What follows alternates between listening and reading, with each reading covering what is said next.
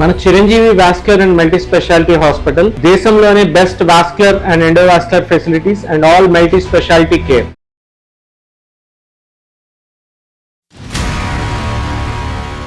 వాళ్ళు చెప్తున్నారు సార్, మీ వైఫ్ ని ఎవరో కార్లో తీసుకుని వెళ్తున్నారు అది ఇది అని చెప్పి. అమ్మాయికి రాదు సార్, అది ఏం చేసుకుంటుందో నేను ఇట్లా అనుమానించాను తెలిస్తే ఎంత బాధపడుతుందో అని చెప్పి నేను అడగలేకపోయాను సార్ ఇన్ని రోజులు. అంత బిజీగా ఉన్న అమాయకురాలు ఎలా అవుతాయి? అమ్మాయి ఫుల్ టైం జాబ్ లో ఉన్నట్టుంది. వైఫ్ ని ఇష్టపడి చేసుకున్నాను అన్నాడు కదా, మరి పబ్లిక్ లో పెట్టి బ్లేమ్ చేయడం ఇదంతా కరెక్ట్ కాదు కదా. ఇప్పుడు మా ఇద్దరి పర్సనల్ లైఫ్ లో జరిగే విషయాలన్నీ మీకెందుకు షేర్ చేయాలి సార్ నేను? Right, okay. వాడెవడు మన ఇద్దరి మధ్య వాడెవడు? నేను ఏ ఫ్రెండ్షిప్ చేస్తే నీకెందుకు వచ్చింది బాధ? ఆ ఫ్రెండ్ని మీ భర్తకి తెలియకుండా ఉంచవలసినటువంటి అవసరం ఏముంది? ఎందుకు మీ భర్తకి ఇంట్రడ్యూస్ చేయలేదు? మీ ఇంటి వరకు ఎందుకు రాలేదు? తన way of living life style అంతా నచ్చింది. కేవలం మీది ఫ్రెండ్షిప్ ఏనా? దానికి మించింది ఏమన్నా ఉందా? మీకు ఎందుకు చెప్పాలండి అంటున్నాను. యా అమ్మ, ఎందుకు చెప్పాలి అని అన్నా అదే మీనింగ్ వస్తుంది, చెప్పకూడదు అన్నా కూడా అదే మీనింగ్ వస్తుంది. ఏం కావాలి మీకు? ఏం కావాలి చెప్పు. నాకు కావాల్సిన లగ్జరీ లైఫ్ నాకు లేదు. ఒక పెళ్ళైన ఆడపిల్ల ఇంకొక మగాడితో తిరగటం అమ్మా లగ్జరీ అంటే. So you have interest in that person. Yes. ఎందుకమ్మా? పచ్చిగా చెప్పచ్చు కదమ్మా, ఎందుకమ్మా ఇంత దొంగ నాటకం?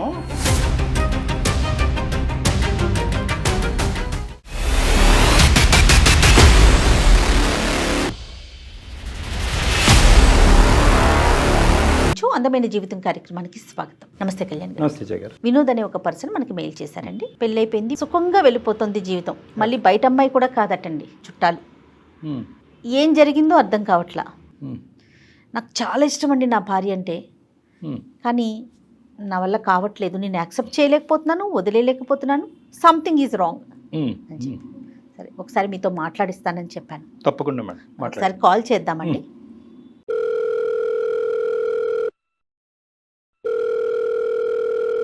హలో, నమస్తే అండి, వినోద్ గారా?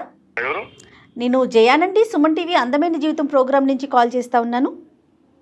మేడం నమస్తే మేడం. నాతో పాటు డాక్టర్ కళ్యాణ్ చక్రవర్తి గారు ఉన్నారు. మీ సమస్యను ఒక్కసారి మాట్లాడతారా? చెప్తాను. Hello Vinod sir. నమస్తే సార్. నమస్తే నాన్న, చెప్పండి. ఏంటి నాన్న సమస్య? ఏ ఊరు మీది? సార్ మాది చిత్తూరు సార్. చిత్తూరు నుంచి మాట్లాడుతున్నారా? లేదు సార్, ప్రస్తుతం హైదరాబాద్ లోనే నేను పనిచేస్తున్నాను. రైట్, ఓకే ఓకే, చెప్పు నాన్న, ఏంటి సమస్య? సార్, నాకు పెళ్ళై 3 ఏళ్ళు అవుతాం సార్. ఆ అమ్మాయి పేరు లాస్య సార్. తను పుట్టినప్పటి నుంచే నాకే పెళ్లి చేయాలనుకున్నాడు సార్, నాకు ఇచ్చే పెద్దవాళ్ళు. నాకు అంత చదువు అంత ఆపలేదు సార్. మీరేం చేస్తూ ఉంటారు? మీరేం చదువుకున్నారు? ఐటీ చేసాను సార్. ఐటీఐ చదువుకున్నారు. ఆవిడ బీటెక్ చేసింది. ఒకే ఊరండి మీ ఇద్దరు కూడా? ఒకటే ఊరు. తనకి ఇష్టం లేకుండా పెళ్లి చేస్తున్నారు సార్ అప్పుడు. సో తనకి నేనంటే ఇష్టము. సో మీరిద్దరు అయితే ఒకరికొకరు కావాలి అని అనుకున్నారు. పెద్దవాళ్ళకి మాత్రం మీ ఇద్దరు కావాలనుకోవటం ఇష్టం లేదా? చిన్నప్పుడు అనుకున్నారు కానీ నేను అంత చదువుకోలేదు, నాకు అంత పెద్ద ఉద్యోగం ముందు ఒప్పుకున్నారు సార్. తర్వాత నాకు అంత పెద్ద ఉద్యోగం లేదని ఒప్పుకోలేదు సార్. పెద్దలు ఒప్పించారా మరి మీరు? ఒప్పించడానికి నేను చాలా ప్రయత్నించినాను సార్. వాళ్ళు ఒప్పుకోలేదు. వేరే పెళ్లి చూపులు కూడా చేయించారు సార్. కానీ ఆ అమ్మాయికి ఇంకా వాళ్ళ ఇంట్లో వాళ్ళు ఎక్కువ ఫోర్స్ చేస్తే కూర్చునింది సార్ పెళ్లి చూపులకి. అదే పెళ్లి చూపుల వరకు అయితే వెళ్ళింది, బలవంతంగా వెళ్ళింది. ఇంకా చివరికి మేమిద్దరం వచ్చేసినాం సార్. వచ్చి తిరుపతిలో పెళ్లి చేసుకున్నాము కొండపైన. మీ ఇంట్లో కూడా ఒప్పుకోలేదా వినోద్ గారు? మా ఇంట్లో కూడా ఒప్పుకోలేదు మేడం. ఇప్పుడు వాళ్ళ ఇంట్లో అంటే కనుక మీకు ఉద్యోగం స్థిరంగా లేదు, చదువు లేదని. మీ ఇంట్లో అభ్యంతరం ఏంటి? ఇప్పుడు మా మామయ్య ఉన్నాడు కదా, ఆయన అంత మాట్లాడుతుంటే మా అమ్మకి నచ్చలేదు. మా నాన్న లేరు. మా మామయ్య అట్లా మమ్మల్ని చాలా తక్కువ చేసి తీసి పారేసినట్టు మాట్లాడినాడు సార్. అటు మాట్లాడితే ఇంకా మా అమ్మకి నచ్చలేదు. మా అమ్మ కూడా ఎట్ట చేసుకుంటావురా పెళ్ళి, ఆ పిల్లలు ఎట్ట సుఖపడతావురా అది మా స్తోమత తగ్గట్టుగా చూసింది సార్ మా అమ్మ కూడా. కానీ నాకు చిన్నప్పటి నుంచి ఆ పిల్ల అంటేనే నాకు మనసు. లాస్యా కూడా అంతేనండి? నేనంటే పిచ్చి మేడం మా పిల్లకి. ఓ పెళ్లి చేసుకుని ఇంకా నా ఫ్రెండ్ కూడా హైదరాబాద్ లో జాబ్ చేస్తున్నాడు మేడం. వాడిని అడిగాను అక్కడ ఏదైనా ఉంటే ఉద్యోగం చూడటం వస్తాను అనేసి. నాకు ఆల్రెడీ మెకానిక్ చేస్తుంటా ఇక్కడ. ఇంకా హైదరాబాద్ కి వచ్చి ఇక్కడ 3 years అయింది మేడం, 3 ఏళ్ళు అవుతుంది. లాస్ట్ ఏం చేస్తుంది? తనకి ఏమి పని చెప్పట్లేదు సార్, నేను ఇంట్లోనే ఉంచాను. పిల్లలు ఎవరు లేరుగా? లేదు లేదు సార్. అంటే ఇప్పుడు మాకున్న పరిస్థితుల్లో ఇప్పుడు పిల్లలు వద్దనుకున్నాం సార్. ఇప్పుడు అంత స్తోమత లేదు కదా సార్. కాదు, పిల్లలు వద్దు అనుకున్నారు కానీ ఉద్యోగం చేయడానికి ఏంటి అమ్మాయి హైదరాబాద్ సిటీలో? తనకి ఇష్టం లేదా ఏంటి? మేడం అంటే నాకు ఇష్టం లేదు మేడం. చిన్నప్పటి నుంచి అంత బాగా చూసుకున్నాను. ఎందుకు తనని బయటకు పంపించాలి, ఎందుకు ఉద్యోగం చేయించాలి చెప్పి చూసుకున్నాను మేడం. తను మీ ఉద్దేశంతో ఏకీభవిస్తుంది అంటే ఓకే నేను ఇంట్లో కంఫర్ట్ గా ఉన్నానంటదా, లేకపోతే ఎట్లా ఉంది తన మెంటాలిటీ ఏంటి? తను బాగానే ఉండింది మేడం, 2-3 ఏళ్ళు బాగానే ఉన్నాము. ఎందుకో మేడం కొద్ది రోజులుగా తన ప్రవర్తన నాకు చాలా అర్థం కావట్లేదు మేడం. నాకు ఏడుపు వస్తుంది. అయ్యో, పెద్దలతో కాంటాక్ట్ ఉందా? లేదు లేదు సార్. కాంటాక్ట్స్ తగ్గిపోయినాయి. నాన్నతోనూ లేదు, మా అమ్మతోనూ లేదు సార్. సో కాంటాక్ట్స్ తగ్గిపోయినాయి. ఇష్టం లేకపోవటం అంటే అంత ఇష్టపడి వచ్చినటువంటి ఆడపిల్లకి ఈరోజు నువ్వంటే ఇష్టం లేకుండా ఉండటం అంటే? ఈ మధ్య గత 3-4 నెలల నుంచి నా దగ్గరికి కూడా రావట్లేదు. పిలిస్తే పలకదు, మాట్లాడిస్తే మాట్లాడదు. ఏదో పరవాన్ని చూసినట్టు చూస్తాను, దూరంగా ఉంటుంది. నన్ను రూమ్ లో కూడా రానివ్వట్లేదు సార్, తలుపేసేస్తుంది. నేను హాల్లోనే పడుకుంటున్నాను సార్. ఏమైందంటే ఏం నాతో సరిగ్గా మాట్లాడదు. 10 రోజుల నుంచి చూస్తున్నాను మేడం, తన ఒంటి మీద బంగారు చూస్తున్నాను, ఫోన్లు కొత్త చూస్తున్నాను. ఓ ఫోన్లు, బంగారం కూడా? బంగారం కూడా సార్. మీరు అడిగారా అమ్మాయిని ఎక్కడివి ఏంటని? అడిగినాను మేడం. అడిగితే ఇది అమ్మ వాళ్ళు తీసిచ్చినారు, నీకు కూడా తీసిస్తా అన్నారు. నేనే ఇంటికి రమ్మంటే రానన్నారు. ఏదో చెప్తాను మేడం సంబంధం లేకుండా. పోలండి, తల్లిదండ్రులు మళ్ళీ ఆ అమ్మాయిని స్వీకరించారన్నమాట అనుకోవాలి కదా. నాకు లేదు సార్. నేను ఒకసారి ఇంటికి వెళ్ళాను సార్. మా మామయ్య వాళ్ళ ఇంటికి వెళ్తే వాళ్ళు నన్ను అక్కడే అవమానించారు. ఇంట్లో కూడా రానివ్వలేదు. మేము ఇప్పుడు వచ్చాము, అంత అబద్ధాలు చెప్పి మళ్ళీ మా ఇంటికి వస్తావు నువ్వు, పోరా బయటికి అన్నారు సార్. ఈ అమ్మాయికి మరి వాళ్ళ అమ్మ వాళ్ళు ఇవ్వలేదండి? అదే మేడం నాకు అర్థం కాలేదు మేడం. అదే తను అడిగితే ఇది తనేమంటుంది, ఇది అమ్మ వాళ్ళు ఇచ్చినారు అంటుంది. వాళ్ళ ఇంట్లో ఏమో మేము తీసిలేదు అంటారు. ఈ సాగు పెట్టుకుని మళ్ళీ మా ఇంటికి వస్తావా, పోరా బయటికి అని వాళ్ళు నన్ను గెంటేసినారు సార్. సరే, ఇచ్చిన వాళ్ళు అయితే ఇచ్చామని చెప్పడంలో వాళ్ళు ఎందుకు సంకోచిస్తారు కానీ. అంతే కదా సార్. అదే నాకు అనుమానం ఇచ్చి గట్టిగా అడిగినాను సార్ ఆ పిల్లని. అడిగితే ఏం చెప్పట్లేదు. కానీ తన ఫోన్ లో ఒక ఏదో లవ్ సింబల్ వేసి ఒక ఫోన్ నెంబర్ ఉండే సార్. ఫోన్లు ఇవ్వటం అమ్మాయి చేతుల్లో కనిపించినాయి. తల్లిదండ్రులను ప్రశ్నించేటప్పటికి తల్లిదండ్రులు మేము ఇవ్వలేదు, నువ్వు వెళ్ళిపోరా, నువ్వు మా ఇంట్లో అడుగు పెట్టడానికి లేదని మిమ్మల్ని సాగరంపారు. ఇది కాకుండా మీకు వేరే అనుమానాలు ఏమైనా ఉన్నాయా? సార్ నేను ఎన్నిసార్లు మెకానిక్ షాప్ నుంచి చేస్తూనే ఉంటాను సార్. తినిందో లేదని ఎన్నిసార్లు చేసినా సరే బిజీ వస్తూనే ఉంటాను సార్. ముందన్నా ఫోన్ నాకు చేసేది సార్ తనకి. ఇప్పుడు చేయట్లా, ఎప్పుడు చాటింగ్ లో ఉంటుంది. నేను వచ్చినా సరే phone busy, chatting. Okay, chatting. నేను ఇంటికి వచ్చి ఫోన్ చేసేటప్పుడు కూడా నా దగ్గర రాదు. అడు కూర్చొని చాట్ చేసుకుంటూ తనలో తను నవ్వుకుంటా ఉంటది. ఇదంతా పలకదు. ఈ ఫోన్ బిజీ చాటింగ్ ఇంతకు ముందు ఉండేది కాదు 3 నెలల క్రితం? లేదు సార్, లేదు సార్, అసలు లేదు. ఇంకానన్నా ఇక్కడ ఇంటి దగ్గర ఒక షాప్ ఉంది సార్. ఆ షాప్ లో అతను మా షాప్ లో పనిచేస్తాడు. వాళ్ళ కొడుకు మా మెకానిక్ షాప్ లో పనిచేస్తాడు. వాళ్ళు చెప్తున్నారు సార్, మీ వైఫ్ ని ఎవరో కార్ లో తీసుకుని వెళ్తున్నారు అది ఇది అని చెప్పి నమ్మలేదు సార్ ముందు. నాకు ఇదంతా చూస్తే అనుమానం వచ్చింది. కార్లో సార్. ఏ టైంలో? షాప్కి వెళ్ళిన వెంటనే వెళ్తుందంట సార్ బయటికి. షాప్ నుంచి వచ్చేసరికి వచ్చేస్తుందంట. షాప్ కి మీ ఇంటికి ఎంత దూరం? షాప్ కి మాకు ఒక ఉంటుంది సార్, 10 కిలోమీటర్లు ఉంటుంది సార్. అదా, ఓకే. ఇంటి దగ్గరే షాప్ అని అనుకున్నాను నేను. అంటే ప్రతిరోజు జరుగుతుందంటండి? రోజు వెళ్తుందంటే మేడం. వాళ్ళు కనిపించినప్పుడు చెప్తున్నారు మేడం నాకు ఇట్లా వెళ్తుంది అంటే. నేను వాళ్ళ దగ్గర ఇంకా నా పరువు పోతుంది కదా మేడం. లేదు వాళ్ళు మాకు తెలిసిన వాళ్ళు అని చెప్పి నేను ఏదో మాట్లాడుతున్నాను. కానీ సరే, ఈ 3 కలిపితే నీకు అనుమానం వస్తుంది. అనుమానం వచ్చి నేను కూడా వెళ్ళాను సార్ ఒకసారి. ఇంటికి వెళ్తే నా ముందు ఒకసారి కార్లో వెళ్ళింది. నీ కళ్ళతో కూడా చూసావు? ఓకే, నేను చూసాను సార్. నేను చూసి వెనకాల వెళ్ళాను. వెనకాల వెళ్తే షాపింగ్కి వెళ్తాంది, సినిమాకి వెళ్తాంది. నాకు తట్టుకోలేకపోతున్నాను సార్ నేను. ఎవరు ఆ పక్కన ఉన్నవాడు? ఎవరు అతను? ఎవరో తెలియదు సార్ నాకు కూడా. ఆ రోజు రాత్రి అడుగుదాం అనుకున్నాం కానీ అది అమ్మాయికి రాదు సార్. అది ఏం చేసుకుంటుందో నేను ఇట్లా అనుమానించాను తెలిస్తే ఎంత బాధపడుతుందో అని చెప్పి నేను అడగలేకపోయాను సార్ ఇన్ని రోజులు. అంత బిజీగా ఉన్న అమ్మాయి అమాయకురాలు ఎలా అవుతాయి? అదే కదా. ఆ అమ్మాయి ఫుల్ టైం జాబ్ లో ఉన్నట్టుంది.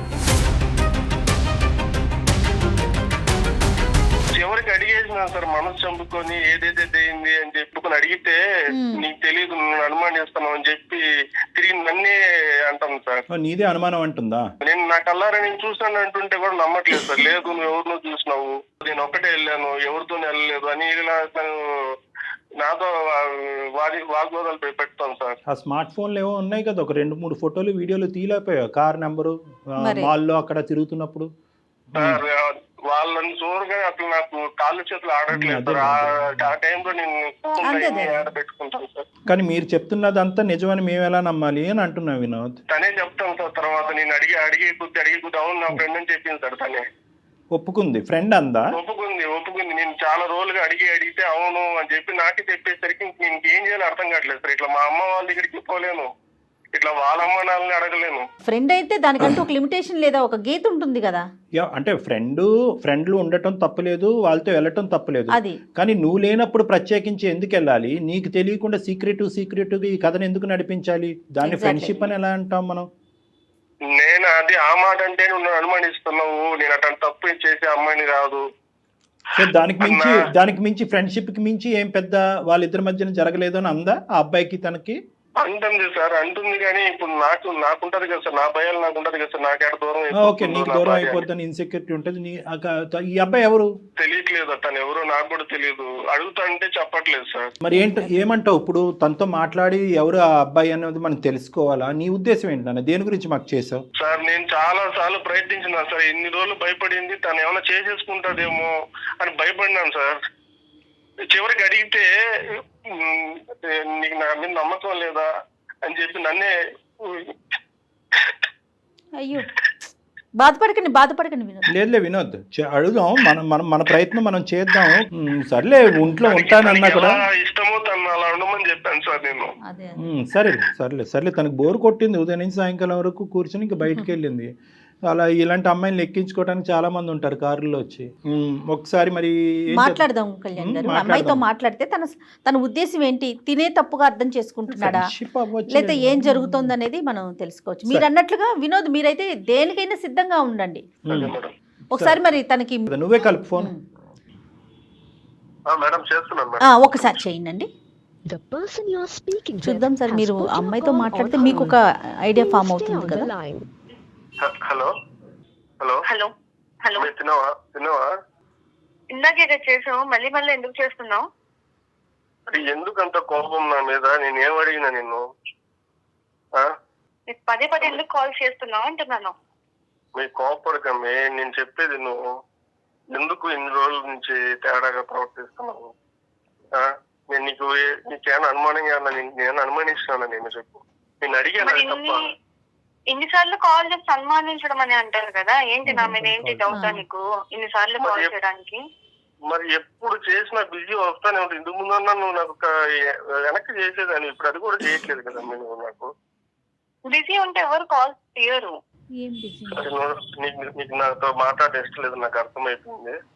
ఒకసారి మాట్లాడతారంటే నీతో సార్ మాట్లాడు సార్. ఎవరు? హలో అమ్మా. హలో అమ్మ నమస్తే అమ్మా. ఎవరు? లాస్ట్ నా పేరు డాక్టర్ కళ్యాణ్ చక్రవర్తి అమ్మ. సుమన్ టీవీ అందమైన జీవితం నుంచి మాట్లాడుతున్నాను. నాతో పాటు సీనియర్ యాంకర్ జయ గారు కూడా ఉన్నారు ఇక్కడ. ఓకేనా? అంటే ఏం లేదమ్మా, వినోద్ మాకు ఈమెయిల్ పంపించాడు. చాలా బాధలో ఉన్నాడు. అతని జీవితంలో తనకు కావాల్సినటువంటి ఒక అమ్మాయి ఎవరి గురించి అయితే తను బాగా కోరుకున్నాడో ఆ అమ్మాయి తన జీవితంలో ప్రవేశించింది. సడన్ గా ఒక 2 to 3 months బట్టి మీలో ఒక మార్పు వచ్చింది. అతన్ని పెద్ద పట్టించుకోవట్లేదు, అతనికి పెద్ద ఇంపార్టెన్స్ ఇవ్వట్లేదు అని అతను చాలా లోన్లీగా ఫీల్ అయ్యి మాకు ఈమెయిల్ పంపించి, అసలు నా భార్య లాస్యలో మనసులో ఏముందో దాగుందో నాకు తెలియట్లేదండి, నేను అడగటానికి ప్రయత్నం చేస్తే కనుక నేను చచ్చిపోతాను, నువ్వు ఇలా అనుమానిస్తున్నావు అనే విధంగా మీరు మాట్లాడుతున్నారంట. సో అతను అడగలేక అతను అడగవలసినటువంటి ప్రశ్నలు మా ద్వారా అడిగిస్తున్నాడమ్మా. ఇప్పుడు ఆయన అనుమానిస్తున్నాడు అని నేను అనడంలో తప్పులేదు కదా సార్? అంటే నాకు తెలియదమ్మా, అసలు మీ వర్జన్ అనేది ఏంటో నాకు తెలియదు. అంటే అతని వర్షన్ మీకు అనుమానం లాగా అనిపిస్తోందా? వైఫ్ ని ఇష్టపడి చేసుకున్నాను అన్నాడు కదా, మరి పబ్లిక్ లో పెట్టి బ్లేమ్ చేయడం ఇదంతా కరెక్ట్ కాదు కదా. అంటే పబ్లిక్ లో అంటే కాదమ్మా. పబ్లిష్ ఎవరు చేయమన్నారు? అలా కదమ్మా, అలా కాదు. అందు గురించి we want to hear your version అమ్మా. మేము ఎటువంటి కంక్లూజన్ కి రాలే. అతను వచ్చి ఏదో మాతో చెప్పినంత మాత్రాన అతను ఏదో బాధితుడి స్థానంలో ఉన్నాడు, నువ్వేదో కల్ప్రిట్ స్థానంలో ఉన్నావు అన్నట్టుగా మేము మాట్లాడట్లే. అసలు మీ ఇద్దరి మధ్యన లాస్ట్ 2 to 3 months బట్టి ఎటువంటి డిఫరెన్స్ ఆఫ్ ఒపీనియన్ వచ్చిందన్నది చెప్పమ్మా. చాలా అంతే. ఇప్పుడు మా ఇద్దరి పర్సనల్ లైఫ్ లో జరిగే విషయాలన్నీ మీకెందుకు షేర్ చేయాలి సార్ నేను? Right, okay. ఇప్పుడు అలా అంటే కనుక నా బండికి బ్రేకులు పడిపోతాయమ్మా. ఇక్కడసి మీరిద్దరూ ఇష్టపడి, చిన్నప్పటి నుంచి బాగా ఇష్టపడి, మీరిద్దరు ప్రేమించుకుని పెద్దలకి ఇష్టం లేకుండా పెళ్లి చేసుకున్నారు. ఈ సందిగ్ధ పరిస్థితుల్లోంచి మిమ్మల్ని ఇద్దరిని బయటకు లాగటానికి స్నేహితులు లేరు, కుటుంబ సభ్యులు లేరు. అలాంటప్పుడు మేమే కదమ్మా ఇక్కడ పెద్దల తరహా పాత్ర పోషించాలి. ఇప్పుడు అతను అనుమానిస్తున్నాడని నువ్వు బాధపడుతున్నావు, నా భార్య నాతో పాటు సహకరించట్లేదని అతను బాధపడుతున్నాడు. ఎవరికెళ్ళి చెప్పుకుంటారు మీరు? ఆ విధంగా అతను మాకు వచ్చి చెప్పుకున్నాడు కాబట్టి మేము ముందస్తు ఏంటంటే కొన్ని 100,000 మెయిల్స్ వచ్చినా కూడా అవన్నీ పక్కన పెట్టి ఈ అబ్బాయి చచ్చిపోతానంటున్నాడు, విపరీతమైనటువంటి శోభలో ఉన్నాడని చెప్పి మేము ఫోన్ చేసి ఓ సహాయకర చర్యగా మేము ముందుకు వచ్చాం. మీకెందుకు చెప్పాలి అంటే మేము ఏమీ మాట్లాడలేము తల్లి. అమ్మ, ఏదైనా సమస్య ఉన్నప్పుడు పరిష్కరించుకోవాలి కదా లాస్య. మీరు చదువుకున్న వాళ్ళు, మీ ఇద్దరి మధ్య సమస్య ఉంది కాబట్టి థర్డ్ పర్సన్ దగ్గరికి అది అందమైన జీవితం సుమన్ టీవీ డాక్టర్ కళ్యాణ్ చక్రవర్తి గారు ఉన్నారు అని చెప్పి తను ట్రస్ట్ చేసి మా దాకా వచ్చారు. ఫైనల్ గా నువ్వే అప్రిషియేట్ చేస్తావు చూడమ్మా. అది అంటే ఇప్పుడు నేను ఏం తప్పు చేశానండి అంతలా తీసుకొచ్చి చెప్పడం? అంటే ఇప్పుడు ఎందుకు పబ్లిక్ మీరు తప్పు చేశానని చెప్పాడు. నేను ఆయనను బాగానే చూసుకుంటున్నాను కదా, బాగానే చూసుకుంటున్నాను కదా. ఏం చేశాడు? తక్కువ చేశాను ఆయనకి? అమ్మా ఏం తప్పు చేసావు, తప్పు అనే మాట అనలేదమ్మా అతను. ఓకే, బాగుండట్లేదు, కొన్ని మంత్స్ నుంచి బాగుండట్లేదు అంటున్నారు కదా. అంటే బిజీగా ఉన్నావంటమ్మా, ఫోను, మెసేజింగ్, చాటింగ్ ఇలాంటి వాటిల్లో బాగా బిజీగా ఉన్నావంట. ఎప్పుడు ఫోన్ చేసినా ఫోన్ ఎంగేజ్ వస్తుందంట. అతనికి ఇవ్వాల్సినటువంటి టైం ఫోన్కి ఇస్తున్నావంట, అదే ఫోన్లో అవతల ఉన్నటువంటి వ్యక్తికి. ఫ్రెండ్స్ ఉంటారు కదా, బిజీ ఉంటాను నేను. సరే అమ్మా, okay, we have understood each other. నువ్వు కోఆపరేట్ చేయడానికి రెడీ అయ్యావు. కైండ్లీ టెల్ అమ్మా, పెళ్ళైనప్పటి నుంచి ఏం జరిగింది మీ ఇద్దరి మధ్యన? ఈ లాస్ట్ 3 years ఎలా ఉంది? ఈ మధ్య కాలంలో ఏమైంది? వాడెవడు మన ఇద్దరి మధ్య? వాడెవడు?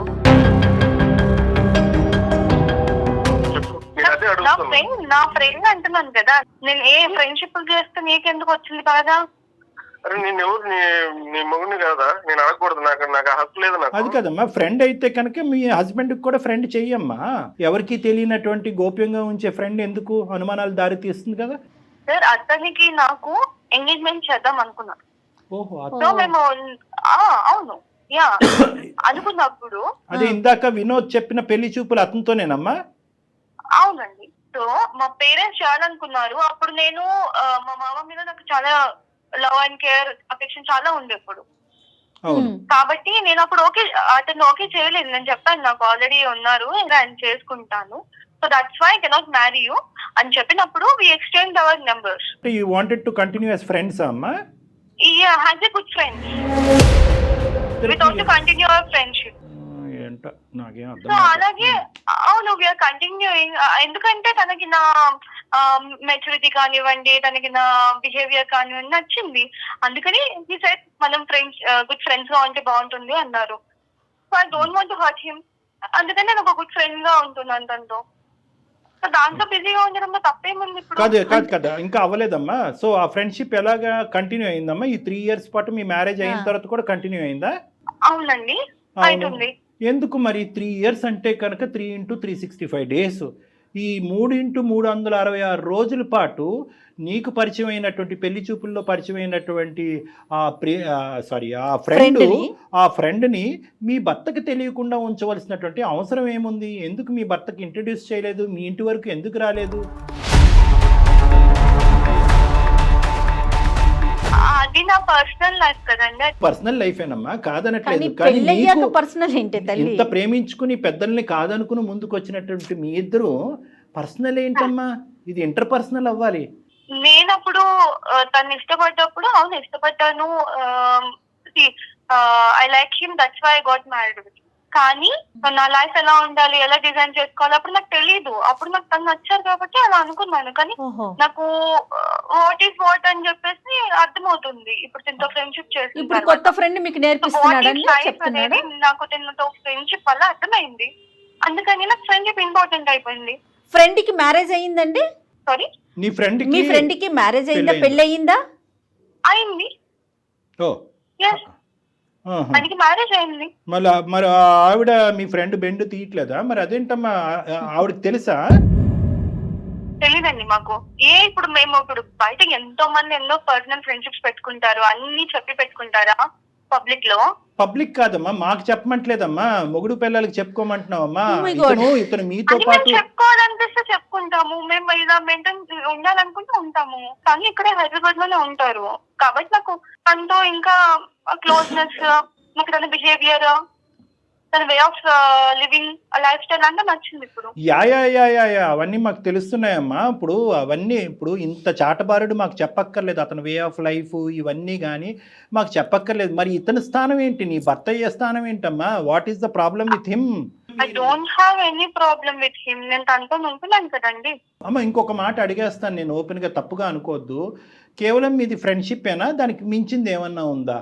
మీకు ఎందుకు చెప్పాలండి అంటున్నాను. అమ్మ ఎందుకు చెప్పాలి అని అన్నా అదే మీనింగ్ వస్తుంది, చెప్పకూడదు అన్నా కూడా అదే మీనింగ్ వస్తుంది. సో నువ్వు చెప్పకుండానే ఏది చెప్పాలో చెప్పేశావు.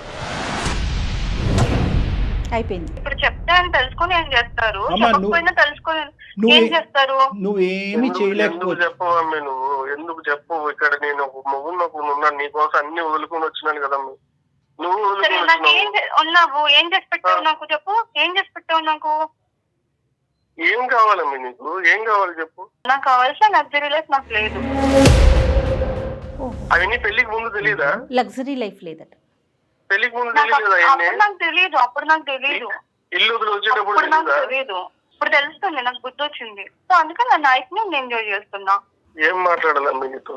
నువ్వు కావలసినటువంటి వ్యక్తి గురించి ఫైట్ చేసేసి తిరుపతి కొండ మీదకి వెళ్ళి పెళ్లి చేసుకుని ఈరోజు 3 సంవత్సరాల పాటు ఇరువైపుల కుటుంబాలను వదిలేసి ఇక్కడికి వచ్చి ఉన్నావంటే కనుక స్టార్టింగ్లో ఈ అబ్బాయి చెప్తున్నప్పుడు ఎంత మెంటల్ స్ట్రెంగ్త్ ఉండాలి మీకు, ఎంత ఇమోషనల్ మెచ్యూరిటీ ఉండాలి అని అనుకున్నాం. కానీ ఇక్కడ కాంట్రాస్టింగ్గా ఒక డిఫరెంట్ పిక్చర్ కనిపిస్తుందమ్మా, ఆపోజిట్ పిక్చర్ కనిపిస్తుంది మాకు. నీలో మెచ్యూరిటీ కాదు కదా, చాలా దిగువ స్థాయి ఇమ్మెచ్యూరిటీ ఉంది, తేలికతనం ఉంది, పెళ్ళి అనేటటువంటి దానికి సంబంధించిన విలువలు తెలియనటువంటి మనస్తత్వం ఉంది, ప్రేమ అంటే అర్థం పర్థం లేదు అన్నట్టు అనిపిస్తుంది. కేవలం ఒక సిటీకి రాగానే నువ్వు రెక్కలు వచ్చినటువంటి పక్షిలాగా లగ్జరీస్ అనుకుంటూ ఇప్పుడు ఫస్ట్ టైం నీ జీవితంలో అతను మెకానిక్గా చిరిగిపోయినటువంటి చొక్కా నీకు ఇప్పుడు కనిపిస్తుంది. నీ ఇంట్లో ఉండేటటువంటి కంఫర్ట్స్ లేవు అన్నట్టు నీకు అనిపిస్తున్నదని అనిపిస్తుందమ్మా. ఫస్ట్ ఆఫ్ ఆల్ ఒక్క పాయింట్ నాకు చెప్పు, మీ తల్లిదండ్రులు నిన్ను వెనక్కి ఆ ఇంటికి రానివ్వట్లేదు, ఏమాత్రమన్నా నీకు బాధ ఉందమ్మా? లేదండి, నాకెందుకు బాధ లేదు. దగ్గర ఉన్నప్పుడు అక్కడేం వాళ్ళు ఫ్రీడమ్ ఇవ్వలేదు. ఇప్పుడు నీకు ఫ్రీడమ్ కావాలి అంటే ఏం కావాలమ్మా? అంటే వినోద్ నీ చేత ఉద్యోగం చేయనివ్వలేదనా నీ బాధ? అసలు ఫ్రీడమ్ అంటే ఏంటి మీ ఉద్దేశంలో? నా లైఫ్ లో నేను ఎలా ఉండాలనుకుంటున్నాను, నా లగ్జరీస్ నేను ఎలా మెయింటైన్ చేయాలనుకుంటున్నాను అలా. లాస్ట్ ఒక ఆడపిల్లని అడగకూడదు, నీ లైఫ్లో నీ లగ్జరీ నీ లైఫ్ అంటే ఒక పెళ్ళైన ఆడపిల్ల ఇంకొక మగాడితో తిరగటం అమ్మా లగ్జరీ అంటే. అందరూ అలాగే ఉంటున్నారు మేడం, నేను అందరి సంగతి నీకెందుకమ్మా, సమస్య నీ దాకా వచ్చింది, నీది సమస్య. ఆ మాట కలప మాకు, నువ్వు ఎందుకు అందరినీ కలుపుతావు? మాట అనే హక్కు లేదు. నీ జీవితం ఏంటి అనేది నువ్వు మాట్లాడుకో అమ్మా. అందరూ ఎక్కడున్నారమ్మా, నీ వయసు ఎంత, నీ అనుభవం ఎంత? నాకే ఉంటుంది, నాకు నా నేను మేజర్ కాబట్టి నాకు ఉంటుంది. అమ్మాయికి లైట్ గా ఇష్యూ ఉందండి. నువ్వు మేజర్ అయినా కూడా 10 times మైనర్ లా ఉన్నావు నువ్వు. ఇక్కడ ఒకటే పాయింట్, నా జీవితం అనేటటువంటి మాట ఎప్పటి వరకు అంటే కనుక నువ్వు బ్యాచులర్ గా ఉన్నంతసేపు, మీ ఊర్లో ఉన్నంతసేపు, మీ అమ్మా నాన్న దగ్గర పెరిగినంతసేపు. పెళ్ళి అయిన తర్వాత మీరిద్దరూ కలిసి ప్రయాణం చేస్తున్న తర్వాత ఇద్దరు టోటల్గా ఒక నమ్మకంతో, ఒక ట్రాన్స్పరెన్స్తో పెరగాలి అనేటటువంటి ఉద్దేశంతోనే పెళ్ళి అనేటటువంటి ఒక బంధం ఏర్పడింది. నా అనే మాటలో మన అనేటటువంటి పదం కూడా రావాలి. నీ భర్తకు తెలియకుండా ఇలా ఈ విధంగా నువ్వు ప్రవర్తించడం అనేటటువంటిది నీకు ఇష్టమేమో కానీ, but you are bound to answer to him.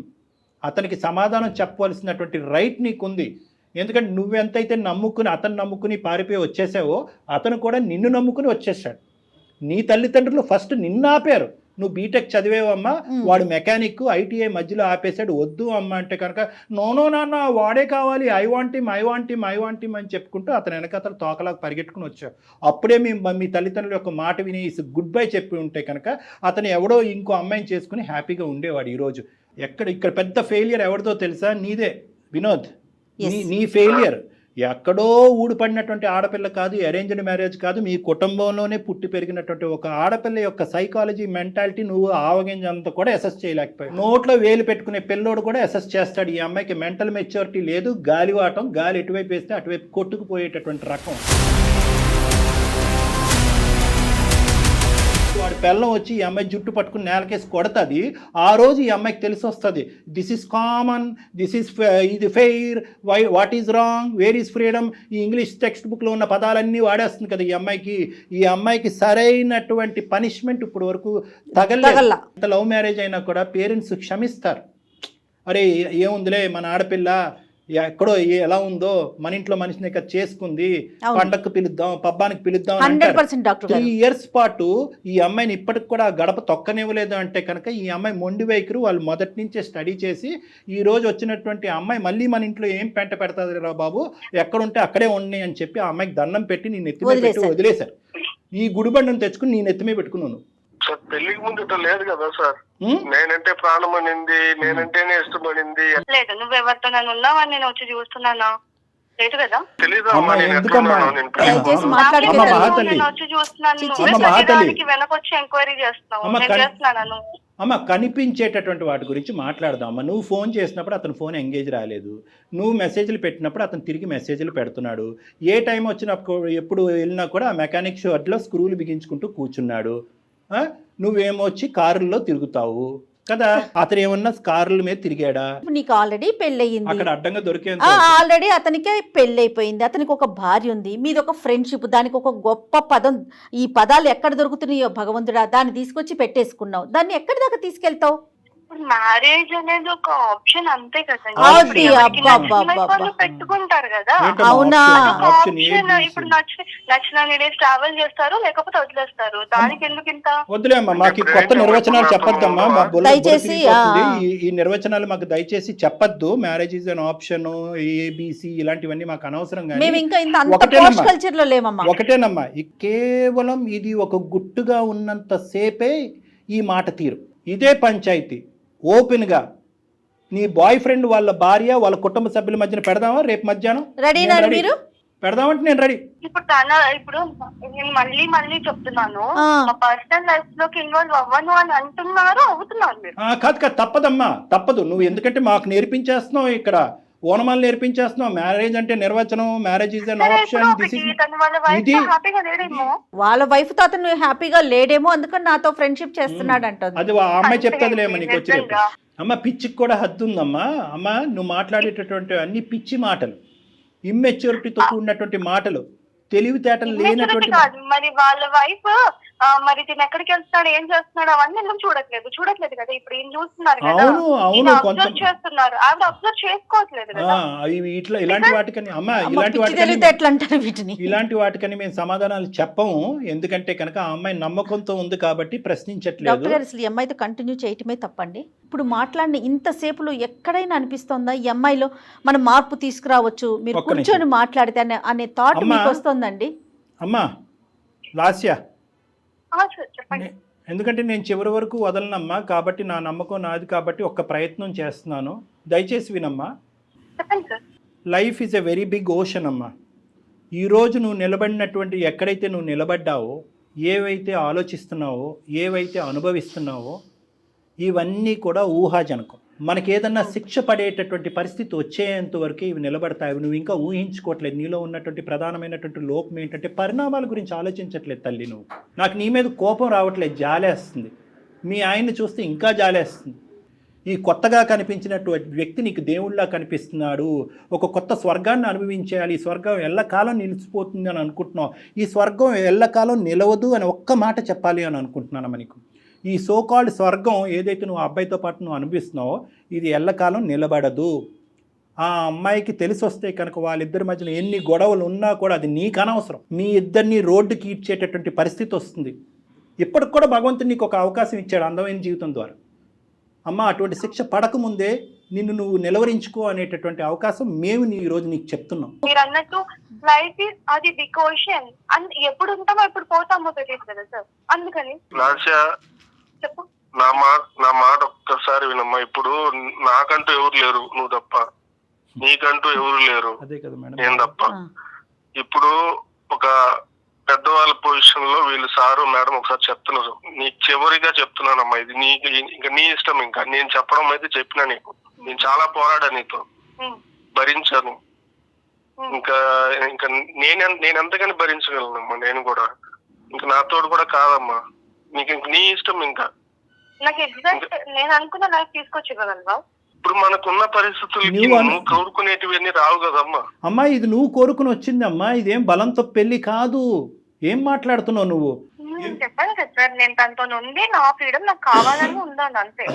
అమ్మా తనకి ఇంట్లో చేసి పెట్టాల్సిన చేసి పెడుతున్నాను. ఒకటి తల్లి, నా వంతు ప్రయత్నం నేను చేశా. నువ్వు పట్టినటువంటి కుందేలకు 3 కాదు కదా 10 కాళ్ళు ఉన్నట్టు అనిపిస్తుంది నాకు. ఎంతకాలం ఈ ప్రయాణం కొనసాగుతుందో, ఎన్ని తన్నులు తింటారో, ఎంత అవమానం పడతారో అనేది కాలమే నిర్ణయిస్తుంది.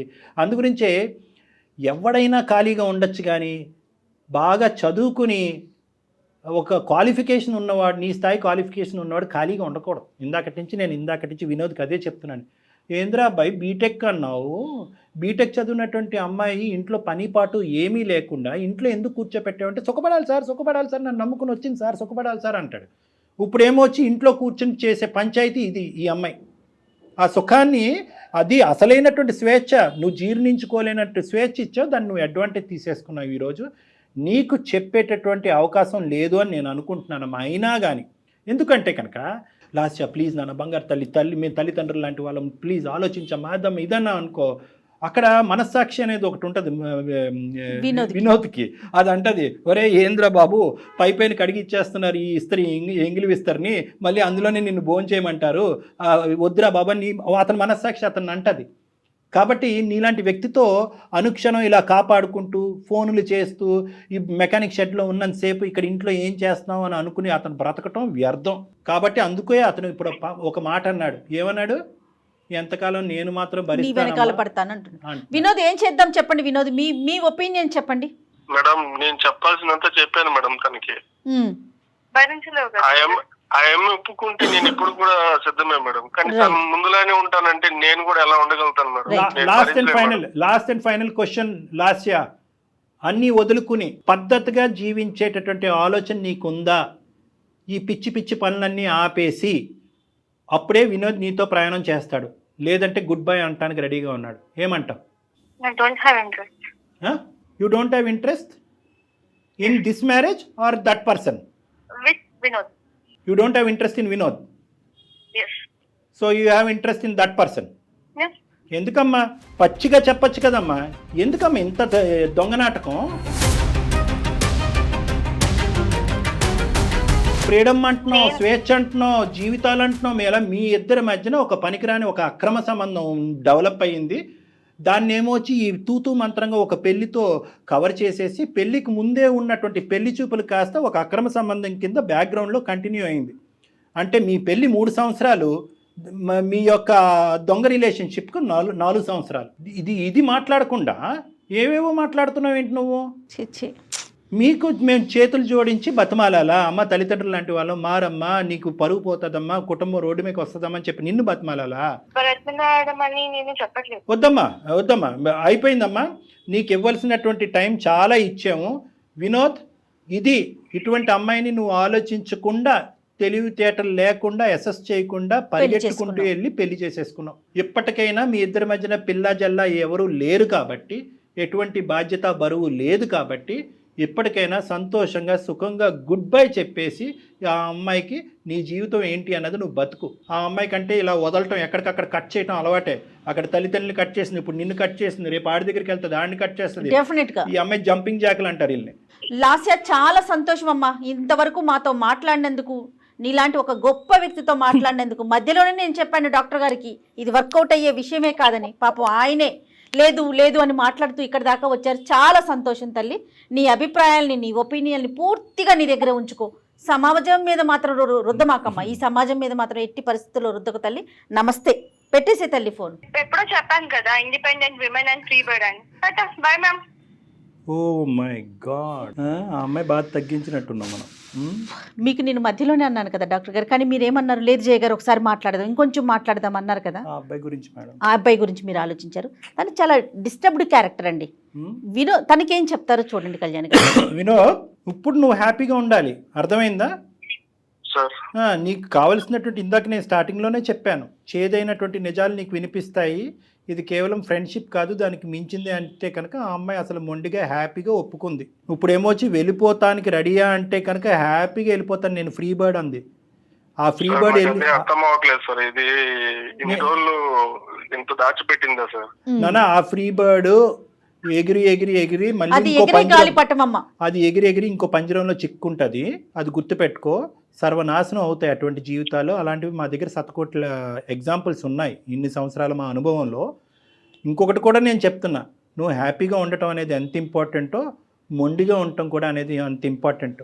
ఆ అమ్మాయి అక్కడ ఇక్కడ ఆ పెంట ఈ పెంటలోకి వెళ్ళి అన్ని ముళ్ళు గుచ్చిపించుకుని మళ్ళీ నీ దగ్గరికే వస్తుంది. ఎందుకంటే నీది మహాసముద్రం కదా నీ గుండె.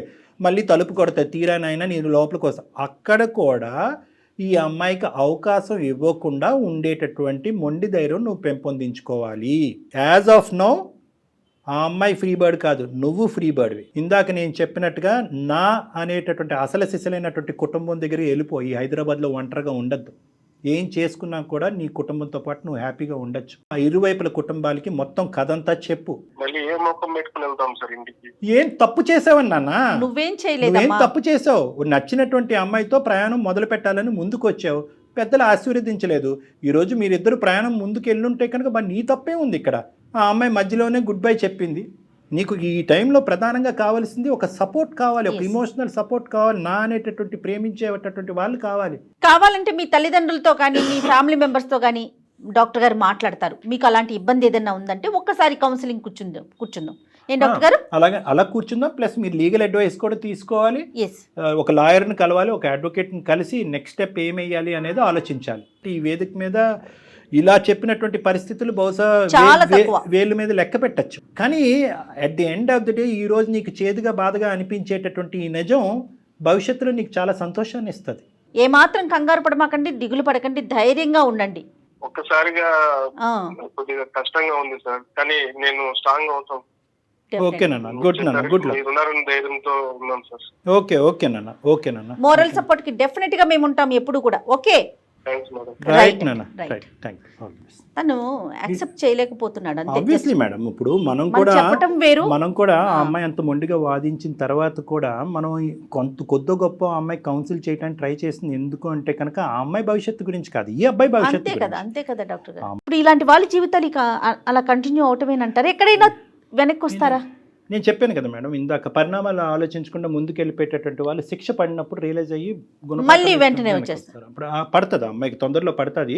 ఫస్ట్ తలుపు తట్టేది ఈ అబ్బాయిని, మళ్ళీ అదే పీక్ స్టేజ్కి వెళ్ళిపోతారు కదా. ఇంకో అందమైన జీవితం ఎపిసోడ్ మనం చేయాలి. ఈ అబ్బాయి ఖచ్చితంగా ఆ అమ్మాయి వస్తుంది, వెనక్కి వస్తుంది, ఒక బాధతో వస్తుంది, దుఃఖంతో వస్తుంది. నువ్వు తప్ప నేను ఎవరు లేరు నా జీవితంలో లేదు. ఎందుకంటే ఈ అబ్బాయికి ప్రస్తుతం ఇప్పుడున్న పరిస్థితుల్లో ఆ అమ్మాయికి గుడ్ బై చెప్పరా బాబు అని చెప్పడం చాలా ఈజీ. ఆ అమ్మాయి మళ్ళీ వెనక్కి వస్తే కనుక ఆ అమ్మాయిని యాక్సెప్ట్ చేయొద్దురా బాబు అని చెప్పడం చాలా కష్టం. వెల్కమ్ చేయొద్దని చెప్పలేము మనం, ఎందుకంటే ఆ అబ్బాయి చాలా బలంగా అతని మనసులో తనకు స్థానాన్ని ఇచ్చాడు. ఒకప్పుడు అదే పరిస్థితి వస్తే కనుక అప్పుడు ఆ పద్ధతిలో చిన్నప్పటి నుంచి చూసిన మనిషి కదా డాక్టర్ గారు, అదొక ఫీల్ ఉంటుంది కదా. రైట్, చూద్దాం ఎటువంటి పరిణామాలకు దారితీస్తుంది. రైట్ అండి, నమస్తే.